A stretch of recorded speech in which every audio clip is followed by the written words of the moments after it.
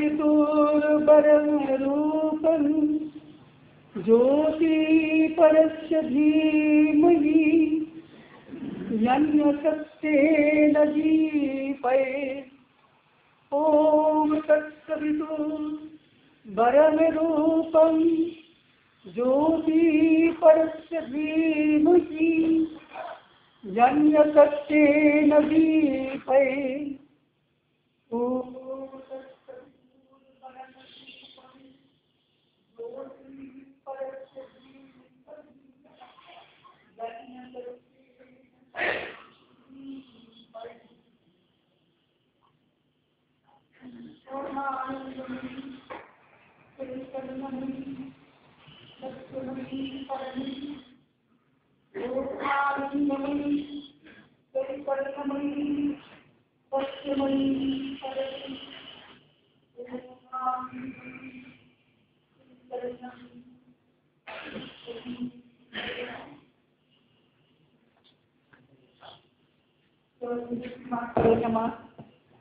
শতকোটি প্রণাম।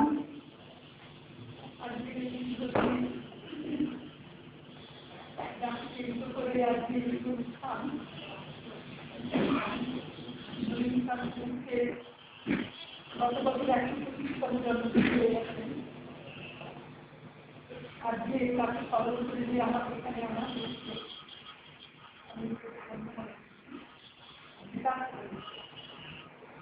যারা এখানে এসেছেন সকলের আমার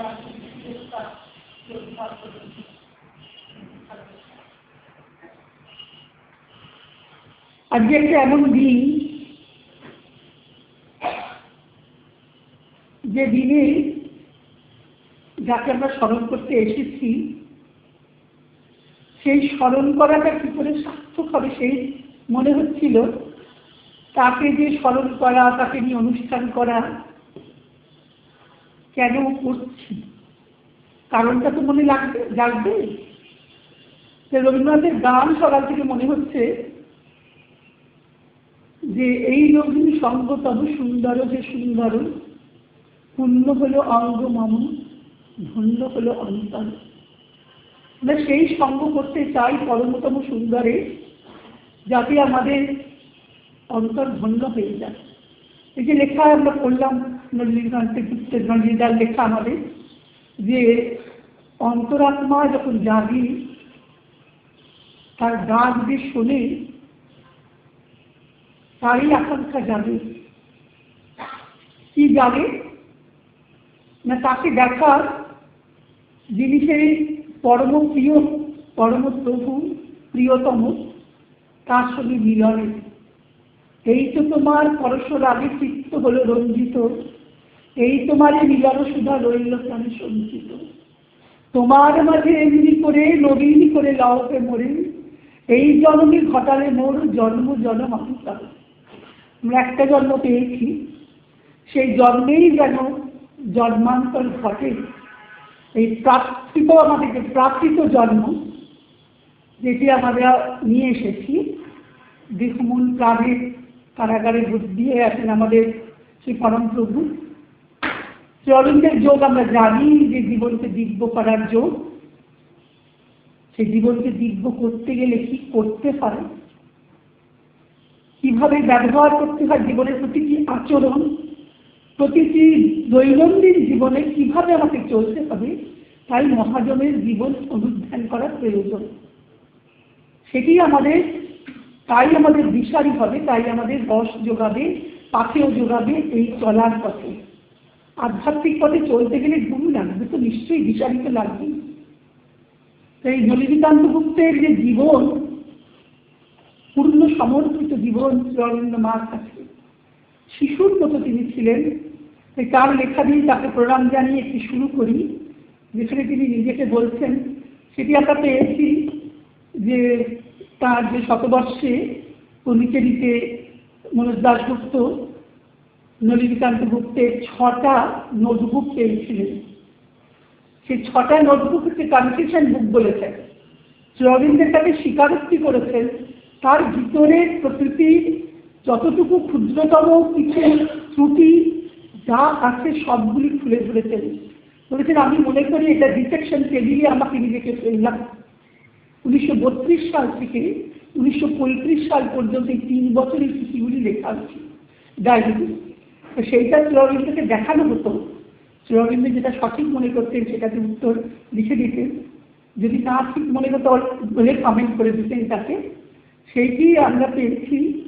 তাই তাকে উনি বলেছেন যে আমরা ললিতার জীবন কাহিনী জানি, তিনি কত অল্প বয়সেই শ্রী অরবিন্দকে দেখেছেন, সাক্ষাৎ হয়েছে, কথা হয়েছে সেই 17-18 বছর বয়সে। কিন্তু আমরা পরবর্তীকালে যেটা লিখছেন সেই কবিতাটি পড়ে আমরা আনন্দ করি। 4টি লাইন আমরা পড়ছি।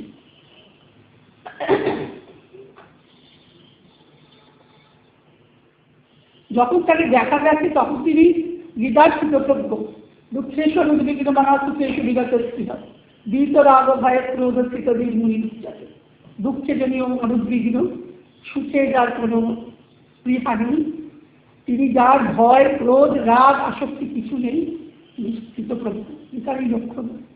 তো সেটিতে একদিনে আসেনি, কঠোর সাধনা করতে হয়েছে। সেই অবস্থায় উপনীত যখন আমিও তাকে আমার দর্শনের সৌভাগ্য হয়েছে খুব শিশু বয়সে, এবং তার কাছ থেকে এই শ্রী অরবিন্দ যোগের তথ্য, যোগের যে পদ্ধতিটি সেটি কিন্তু তিনিই বলেছিলেন আমার সেই গুরুদেবকে। তা তিনি যখন 1932 সালে লিখছেন যে আমাকে কি হতে হবে সেই কথাটি শ্রী অরবিন্দ সমর্থন করেছেন একটি কবিতায়।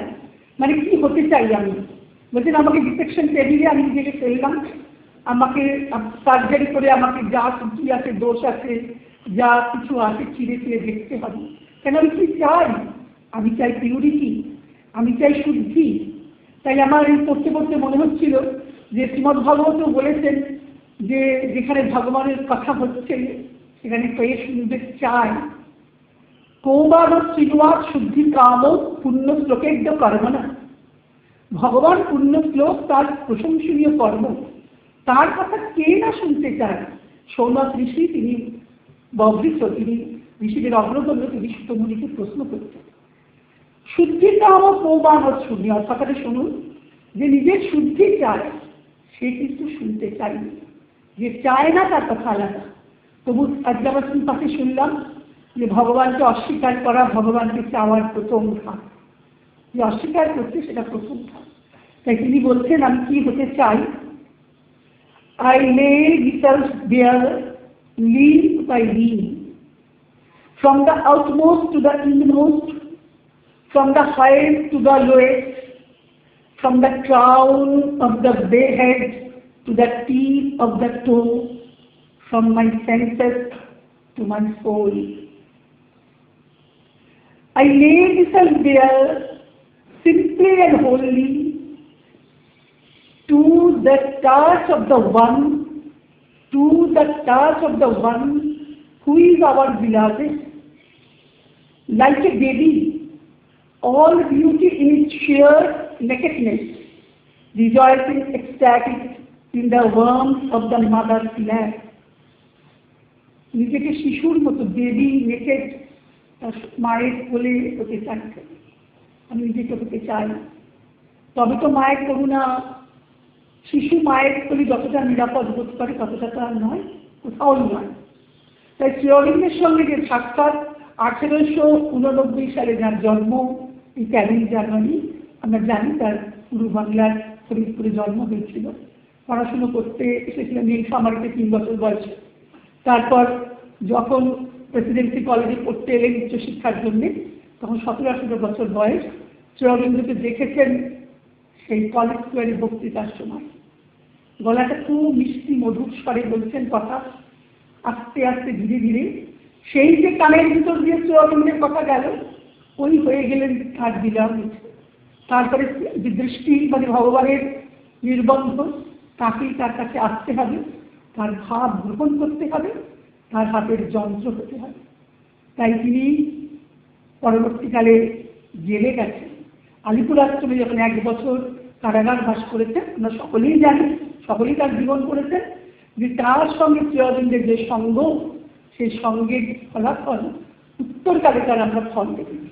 যেমন কুরুক্ষেত্র যুদ্ধে কৃষ্ণ দিয়েছেন অর্জুনকে উপদেশ, কারাগারে শ্রী অরবিন্দ করেছেন, তাকে তার শিক্ষা দিয়েছেন, ভাষা শিক্ষা দিয়েছেন, সেখানে নতুন জীবন দান করেছেন।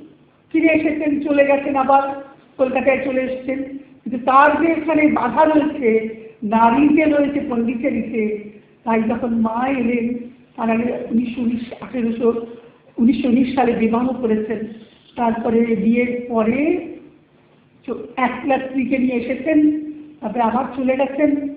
যখন তারপরে মা ডেকে এনেছেন, তুমি চলে এসো, তুমি চলে এসো। তিনি তখন কিন্তু একা, নিঃসঙ্গ। তখন তার ছেলেরা হয়ে গেছে, ছোট ছেলেটিকে দেখেনি। সেই অবস্থায় যে এসে গেলেন, এরপরে 1926 সালের পর থেকে আর কোথাও তিনি বেরোতে পারলেন না। পন্ডিচেরির মধ্যেই তার গতিবিধিটা সীমাবদ্ধ হলেন। অসাধারণ সমস্ত তার শক্তি, তার প্রতিভা, তার মেধা, তার স্পর্শ উন্মিলিত হয়েছিল শ্রী অরবিন্দের স্পর্শে। আমার তো মনে হয় নলিনীকান্ত নামটি হচ্ছে যেন একটি, নলিনীকান্ত মানে কি, নলিনী যিনি কান্ত, পদ্মের যিনি কান্ত, তিনি তো সূর্য। তাই শ্রী অরবিন্দ সূর্যের দিকে তাকিয়ে নলিনীদার শতদল সহস্র দল পদ্ম ধীরে ধীরে বিকশিত হয়েছে। কি খেলায় ভালো ফুটবল খেলতেন, বরাবর ফুটবল খেলায় কি নাম। তারপরে খেলাধুলোতে স্পোর্টস করেছেন, পন্ডিচেরিতে মায়ের সামনে লং জাম্প দিতে গিয়ে তারপর 3বার তিনি ডিসকোয়ালিফাইড হয়েছেন। পরের বারে ঠিক করে একটু কম লাফিয়ে ফার্স্ট হয়েছেন। তখন তার 66 বছর বয়স। 66 বছর বয়সে শর্টকাট করছেন, এরকম স্বাস্থ্য, কি স্বাস্থ্যে, দৈহিক স্বাস্থ্যে। কিন্তু ওই দৈহিক স্বাস্থ্য নিয়েই তার দৈহিক চেতনার যে চেতনা যখন রয়েছে, সেই নিয়ে শ্রী অরবিন্দকে বহু প্রশ্ন করেছেন, অনেক বড় বড় লিখেছেন। শ্রী অরবিন্দ সেগুলিকে সমর্থন করেছেন, ঠিক হচ্ছে কিনা। চিরে চিরে নিজেকে বিশ্লেষণ করেছেন যে দেহ, মন, প্রাণ, দৈহিক চেতনা, প্রাণিক চেতনা, মানসিক চেতনা, এই যে সত্তাগুলি আমাদের আছে, মা বলছেন না যে যার লক্ষ্যহীন জীবন সে হতভাগ্য। তা সে হতভাগ্য। আমাদের যে বিভিন্ন সত্তাগুলি আছে সেগুলো বিচ্ছিন্ন, সেগুলো পরস্পরের সঙ্গে সম্বন্ধ নেই, এবং তাদেরকে আমরা জানি না, তাদেরকে চিনি না। সেই সত্তাগুলিকে চেনার জন্যে নলিনীকান্তের অনলস প্রচেষ্টা। তিনি লিখেছেন, কত লিখেছেন, 10টা ভলিউম ইংরেজিতে লিখেছেন, বাংলায় লিখেছেন 50টি, সাহিত্য নিয়ে, বিজ্ঞান নিয়ে, নারীর কথা লিখেছেন, কত বইয়ের নাম আমরা জানি। কিন্তু সেগুলি আমরা আলোচনা করব, সেগুলি আমরা পড়ব, কোন আলোচনা? আমাদের লক্ষ্যটি কি হবে? লক্ষ্যটি হলো যে এই যে অন্তরাত্মার জাগরণ, যেটি শ্রী অরবিন্দের সংস্পর্শে শিখে, নীরবতা, নীরবভাবে তিনি শ্রী অরবিন্দ তাকে নীরবভাবে তার মধ্যে শক্তি সঞ্চার করেছেন। অনেক 3 বছর মাত্র ওই ডায়েরিতে লিখেছেন। ডায়েরিতে লেখা বিরাট বিরাট লেখাগুলি, প্রত্যেকটির মধ্যে তার প্রতিদিনের কি অভ্যাস, প্রতিদিনের কি ত্রুটি, সেগুলি খুলে ধরেছেন। শ্রী অরবিন্দ বলেছেন না, আমরা যদি দেখি আমাদের প্রকৃতির মধ্যে অনেক দোষ আছে, ছোটখাটো অনেক দোষ আছে। যদি সেগুলিকে আমরা টের পাওয়া যায়, টের পাই, তবে মায়ের উপর যদি অটুট শ্রদ্ধার বিশ্বাস থাকে, মায়ের উপর যদি অটুট শ্রদ্ধার বিশ্বাস থাকে, তাহলে সেগুলি আপনা থেকেই চলে যাবে। তার জন্য বিচলিত হওয়ার দরকার নেই। আমার যা দোষ আছে, এই যে বললেন বেয়ার নেকেড বেবি, তার মতো তাকে যেন মায়ের কোলে আমরা রয়েছি, এই অনুভব, সেখানে সমর্পণটাই পূর্ণযোগের শেষ কথা।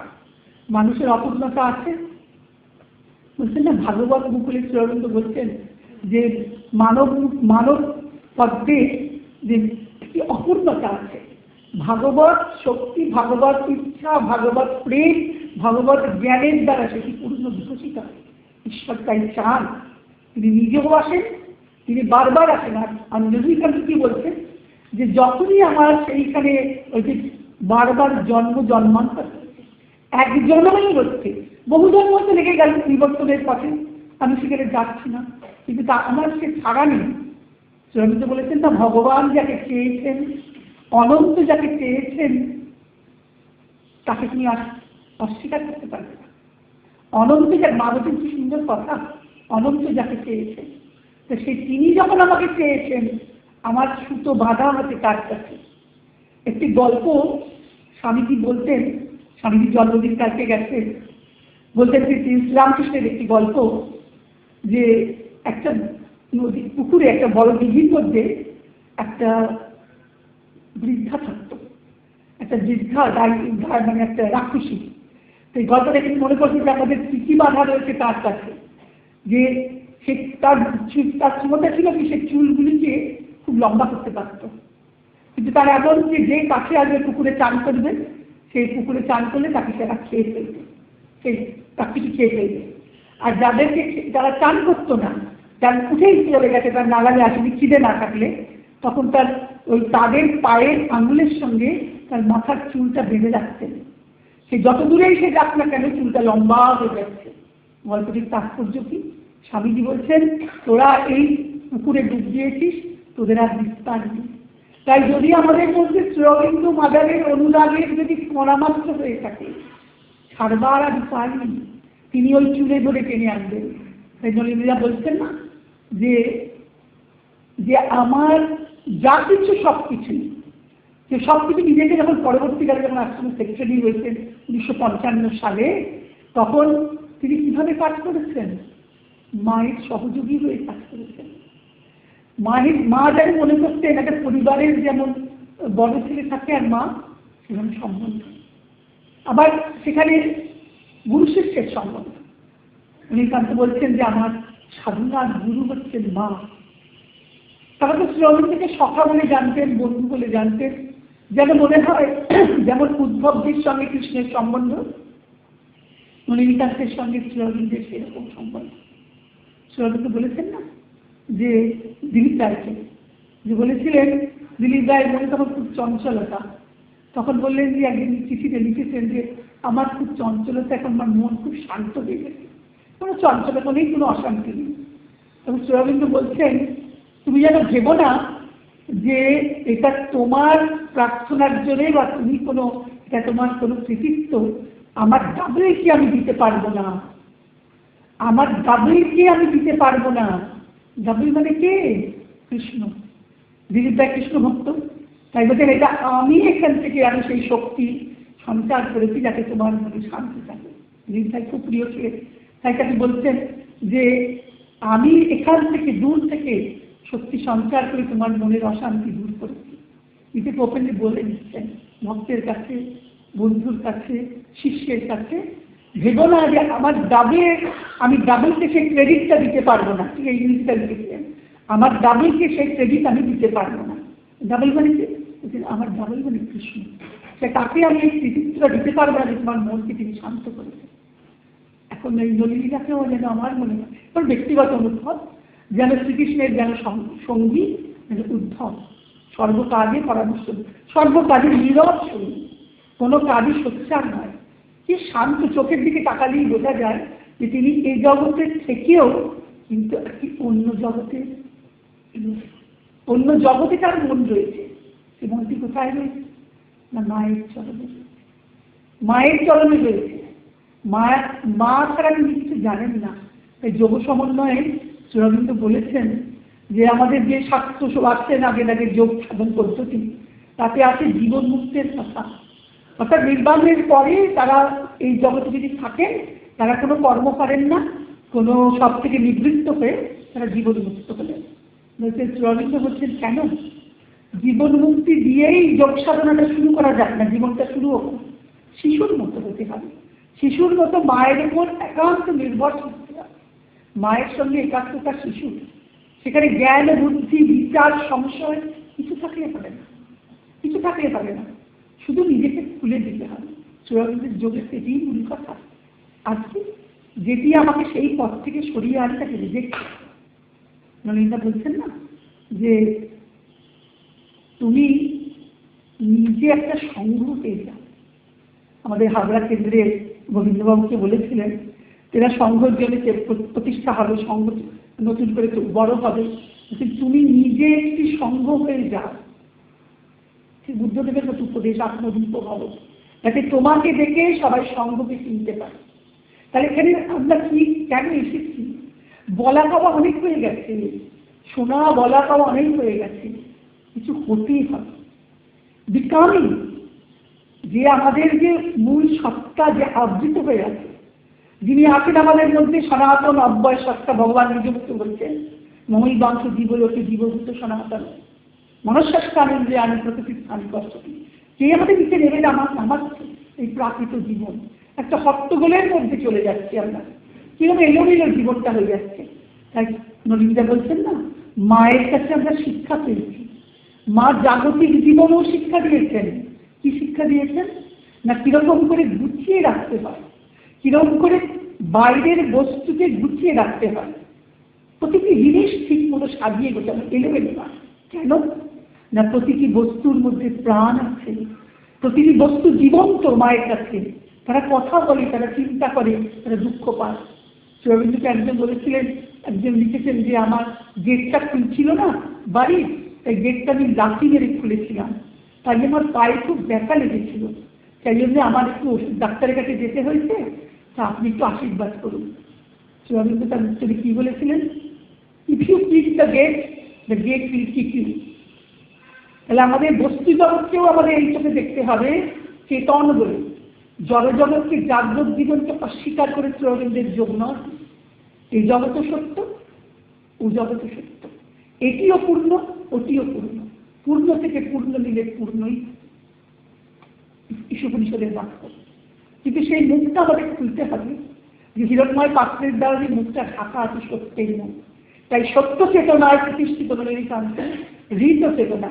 তিনি কিন্তু ওই ডায়েরিতে লিখেছিলেন, আমার মধ্যে কিন্তু মিথ্যা আছে, আমি কারণে অকারণে একটু মিথ্যা বলে ফেলি, কিন্তু স্বীকার করেছেন সেই 32 থেকে 35 সালের মধ্যে।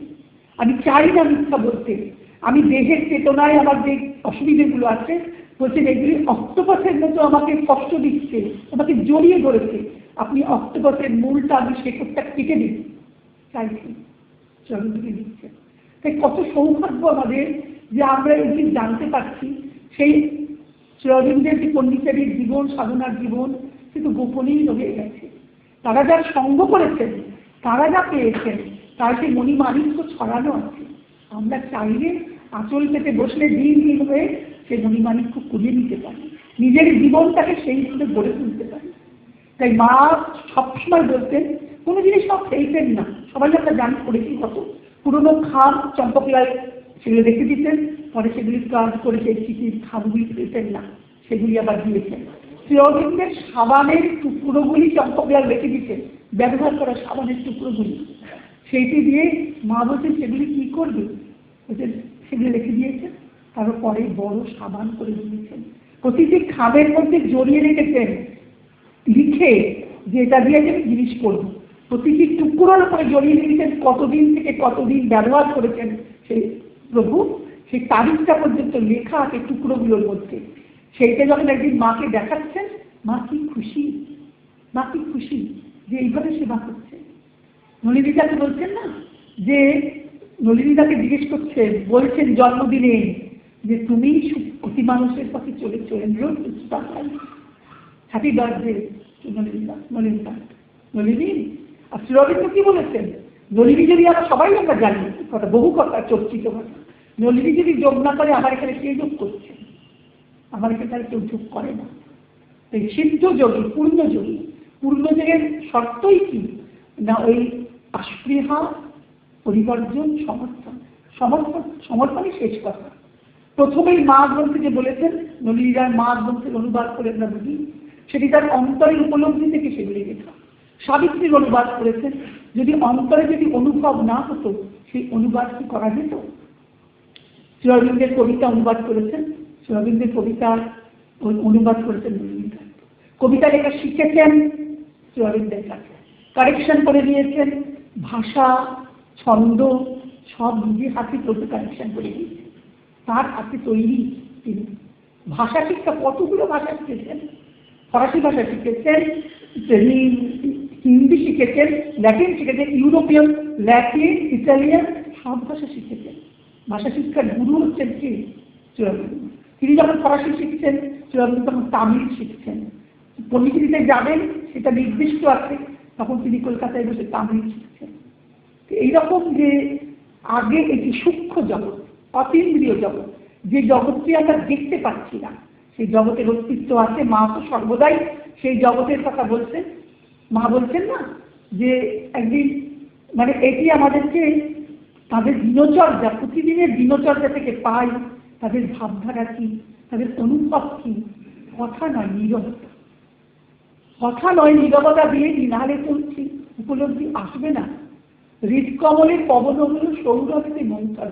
আজকে যে এসেছি, আজকে তার স্মরণের স্মৃতিটার যে সৌরভ, সেটা যেন আমাদের হৃদয়ে বন্ধ হয়ে থাকে। সেই সৌরভের আগ্রাণ নিয়ে যেন আমাদের দিনগুলি, জীবনগুলি সুন্দর হয়। তবে তো জীবন সার্থক। শুধু পড়লাম আর হয়ে গেল, কথা শুনলাম, বাড়ি চলে গেলাম, তাতে তো কোনো লাভ নেই। তাতে তাকে তো তাকে শ্রদ্ধা জানানো হলো না। তাই জন্য বলেছেন না শ্রীরামকৃষ্ণ যে একটা চিঠিতে এসছে যে পাঁচটের সন্দেশ পাঠাবে, দুটি নতুন কাপড় পাঠাবে। চিঠি পড়া হয়ে গেলে চিঠি ছেড়ে দিচ্ছি, চিঠিটার দরকার নেই।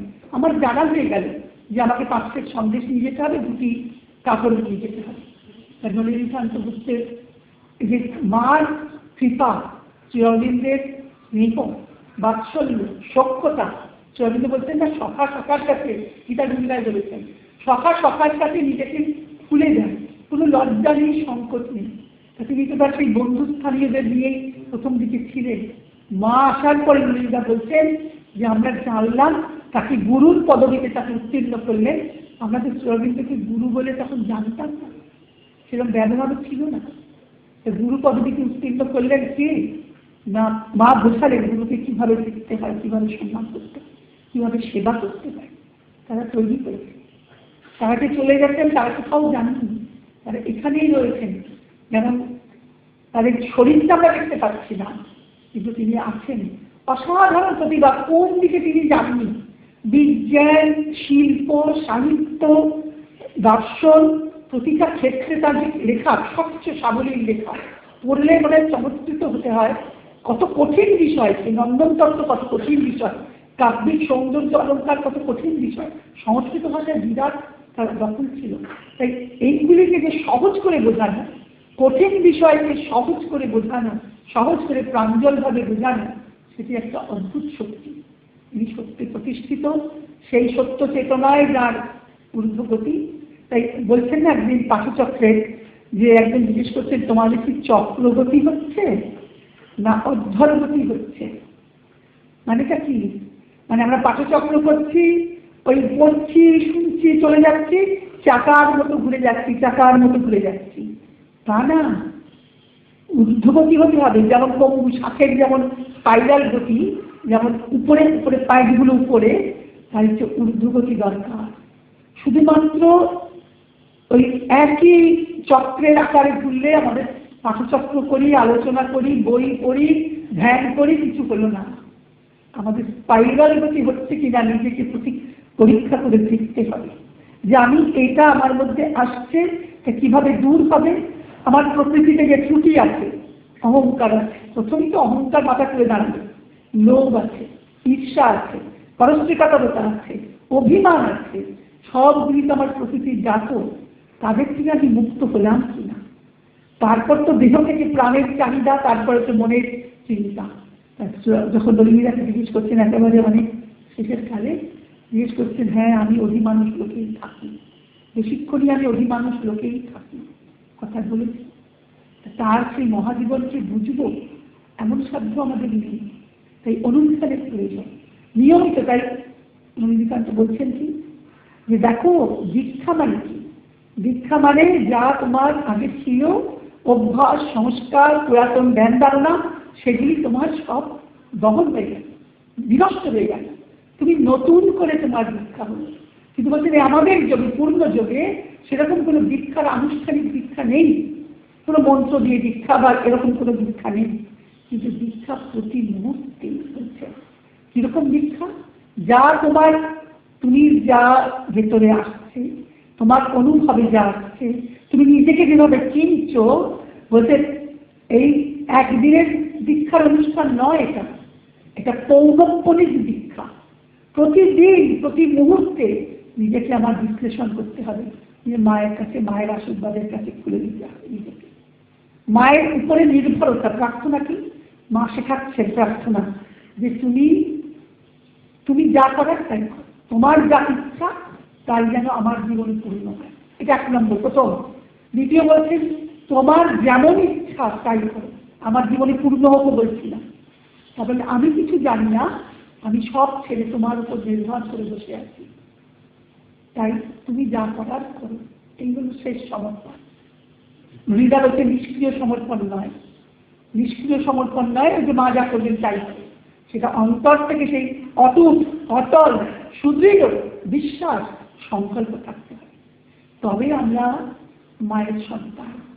মা সকলকেই কোল দিয়েছেন, মায়ের কোলেই আমরা আছি। তাই যে যোগ সমন্বয় বলছেন যে জীবন মুক্ত হয়েই তো এই যোগ সাধনা শুরু করা যায়, জীবন মুক্ত হয়েই এই জগতে থেকেই। তাই বলেছিলেন না, আমরা স্বর্গকে জয় করেছি, মর্তকে এখনো জয় করতে পারিনি। মা আসার পরে 1926 সালের অধিমানব সত্তার অবতরণের পর নলিনীকান্ত আর পন্ডিচেরির বাইরে পা দেননি। তার ছেলেরা স্ত্রীদের বহু পরে মা অনুমতি দিয়েছেন পন্ডিচেরিতে আসার, কিন্তু পারিবারিক জীবন আর পারেনি। তা নিশ্চয়ই তার রবিগুপ্ত, সুনীলকান্ত গুপ্ত তার পুত্রদের লেখা পড়েছেন, জানেন তাদের সম্পর্ক। ইন্দুলক্ষ্মীদেবীকে বিয়ে করেছেন তার তখন 30 বছর বয়স। শ্রী রবীন্দ্র ফটো দেখে দিয়েছিলেন, কন্যার পাত্রীর ফটো দেখে সমর্থন করেছেন, তবে বিবাহ করেছেন। এতখানি জীবনের যিনি সঙ্গী, তিনি তার প্রিয়তা। ঠিক অর্জুনকে যেমন করে বলছেন, আমি তোমার প্রতিজ্ঞা করছি অর্জুন, তুমি আমার প্রিয়, প্রিয় সত্যমকে প্রতি জানি প্রিয়। এরকম প্রিয়তা কোথায় দেখা যায়? কিন্তু নীরবে সেই প্রিয়তাকে বহন করেছেন আজীবন, সুদৃঢ় মানে কর্মপাশে নিজেকে বদ্ধ রেখেছেন, সমস্ত কর্ম করেছেন। 1900 সেই লিখতে শুরু করেছেন, কবে থেকে শুরু করেছেন লেখা? প্রথম লেখাটা ধর্মপত্রিকায় বেরোয়, শ্রী রবীন্দ্র খুব আনন্দিত হন, তাকে সাংবাদিকতা শেখান, কি করে করতে হয়, সংবাদ ভাগ দেন, 10 টাকা আবার পারিশ্রমিকও দেন লেখার জন্য, সকলেই জানেন। তাহলে সেই লেখার হাতে করিও তার কাছে তিনি যে এত দীর্ঘ রচনা করেছেন, সমস্ত রচনার উৎস কিন্তু সেই মা শ্রী অরবিন্দের চরণে নিজেকে মানে একেবারে সমর্পণ করেছেন। সারেন্ডারটা বলবি, সমস্ত সত্তা যতগুলি আমাদের সত্তা আছে কোনোটি বাদ রেখে নয়। আমরা মাকে একটু দিলাম, বললাম এটা আমার থাক, তা করলে হবে না, সম্পূর্ণভাবে দিতে হয়। আমার যে সব দিতে হবে সেটা আমি জানি, আমার যত বৃত্ত থাকুক, আমার যত বাণী সব দিতে দেওয়ার জন্যেই আশা। তিনি নেবেন কিনা আমি জানি না, কিন্তু সবরই মতো প্রতীক্ষা করতে হবে কবে রামচন্দ্র আসবেন, তার জন্য আসন পেতে ঘর মিটিয়ে ফল দিয়ে প্রভু কবে আসবেন, কবে আমার গ্রহণ করবেন। তাই নিজেকে সর্বজন কঠিন সাধনা দরকার। কৃচ্ছ সাধন করেছেন ললিতা, তার নিজের খাবারের আস্বাদ কিরকম, কোনটা খেতে ভালোবাসেন, কোনটা পছন্দ করেন না, কোনটা খেতে ইচ্ছে করে, সব চিরে চিরে বিচার করেছেন। তবে তো তার থেকে মুক্ত হয়েছে। মুক্ত হওয়ার জন্য কঠোর সাধনা করতে হবে, সেখানে মার কৃপাও যুক্ত হয়েছে। আমাদের আজকে তার জন্মদিনে তাকে স্মরণ করা, তাকে পূজা করা, তাকে শ্রদ্ধা জানানো, অটুট শ্রদ্ধা, অটল শ্রদ্ধা যেন আমাদের থাকে। শ্রদ্ধা না থাকলে কিছু হলো না, এবং জীবনে যেন সেই আদর্শটিকে আমরা অনুকরণ না অনুসরণ করতে পারি, ফুটিয়ে তুলতে হবে। তবে তো নলিতা বলছেন যে ভিতরের আলো বাইরে প্রকাশিত হবে, বাইরেটা দেখে বোঝা যাবে ভিতরে কি আলো জ্বলেছে, ভিতরের দিব্যবিহ বাইরে প্রকাশিত হবে, বাইরে দেখে বোঝা যাবে ভিতরবার একাকার। তাই বাইরের আমাদের জাগতিক জীবন, আধ্যাত্মিক জীবন কোনো আলাদা হবে না, দুটির সুসমঞ্জস সমন্বয় উচ্চ রবীন্দ্রের পূর্বযুগের লক্ষ্য। জয় মা।